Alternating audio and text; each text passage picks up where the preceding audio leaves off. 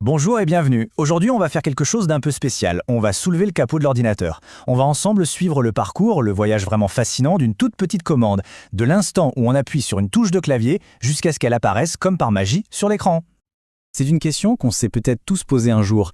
Qu'est-ce qui se passe réellement dans cette boîte quand on appuie sur une simple touche? Eh bien, c'est cette question qui va être notre fil conducteur. On va suivre ce petit signal, étape par étape, pour vraiment comprendre toute la mécanique invisible qui s'anime sous nos doigts. C'est parti pour un voyage au cœur de la machine. Alors, allons-y. On plonge à l'intérieur de la machine. Mais avant de suivre notre commande, notre voyageur, il faut d'abord qu'on se familiarise avec le terrain, le paysage qu'il va traverser. Ok, alors à la base de tout, il y a cette idée fondamentale, un système informatique. Qu'est-ce que c'est? En fait, c'est pas une seule chose, c'est plutôt un partenariat, une collaboration hyper étroite entre deux mondes.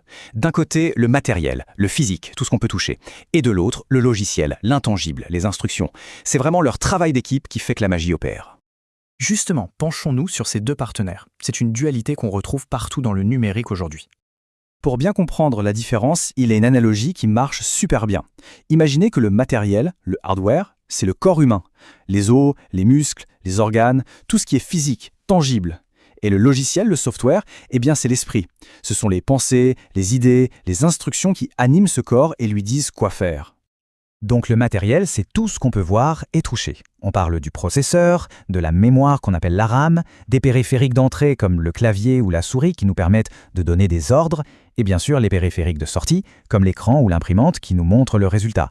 Sans oublier le disque dur pour le stockage. C'est vraiment le squelette et les muscles du système. Et de l'autre côté, le logiciel. C'est l'intelligence, la partie immatérielle. Ça inclut les programmes qu'on lance tous les jours, les données qu'on manipule, et surtout, le système d'exploitation, que ce soit Windows, macOS ou autre, qui est un peu le chef d'orchestre en coulisses. En gros, c'est une série de commandes, d'instructions très précises qui sont envoyées au matériel.